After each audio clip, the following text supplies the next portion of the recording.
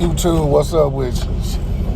Sitting here in Eloy, Arizona, waiting to get a load. Since last time I posted a video, I had a tire blowout on me. Had a tire change at Utah, Alabama. By the time I made it to Texas, it blew on me. Had to get some work done on my truck, but now I got house back in order. But back to like I was saying, your first 3 months, it's gonna be rough here at SuperEGO. But after you get to plan your escrow and stuff like that, but you just gotta be a runner. You gotta be able to. You gotta run. Doing 1 or 2, you can get loads, or you can do 1 or 2 loads and be straight. They just gotta be paying. And you gotta know how to manage your fuel. You don't manage your fuel, you're just gonna waste money. And just been going through it. I've been going through it because my dispatcher finally came back today. And the backup dispatchers, man, do one up to my standards. Just this week, it's been a rough 2 weeks, but I'm glad my boy Chris came back. He came back today. So finally finished getting my truck fixed. Now I'm back ready to hit it.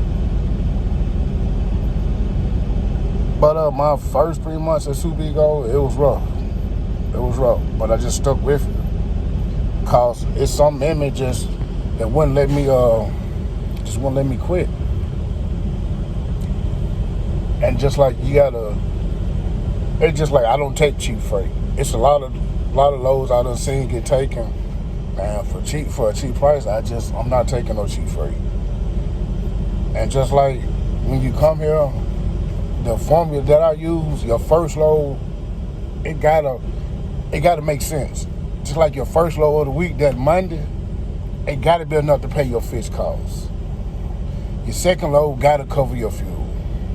And your third, how many loads you do, third, fourth, and fifth load, it's all profit. You gotta think about it. Like for me, I fill up, my first fill up is at the mom and pop truck stop. They the one had the cheapest. Then it'll depend on which area I'm at. Like if I'm in the southern part of the United States, Mississippi, Alabama, Louisiana, I stop. Sometimes it be Love's, Pilots. They had the cheaper car fuel. It's cheap down there. I also seen it cheap on I-20 in Texas. I do a lot of quick trips, 1.9s, all that. First down, if I need to get more fuel, I stop and get it, but I'm only doing 50 gallons. I want to give a shout out to my boy Mac. Like, bro, I'm sorry I couldn't make it up to you when you was at that truck stop that had Texas Best Smokehouse. I couldn't make it, bro. I was tired just because I start my driving at 3 o'clock in the morning I tried to be like it on every load, start real early in the morning where I can finish, where I can finish early where I can get enough time to where I can find a parking spot. But it's just being here, it really has been a journey. It really has been a journey, but I wouldn't change it for the world. It's just a process you got to go through. I'm a SAP driver, but it's a process you got to go through. You just got to be business minded. You can't come with no company driver mindset. I know I'm the gross out averagely between 6,000 to 7,000 a week, but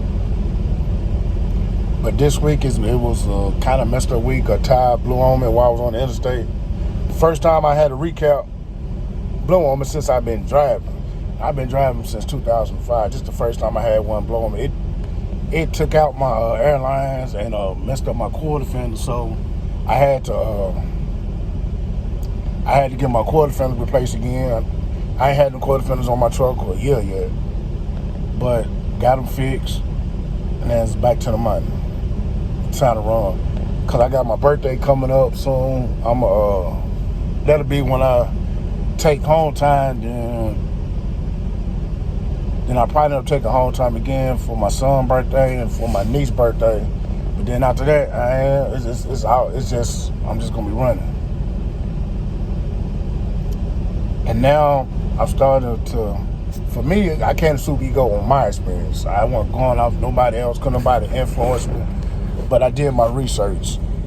You always do your research before anything, but if you do come here, just make sure you got your affairs in order. If you can, but if you can't, do what you need to do. I'll holler at y'all later.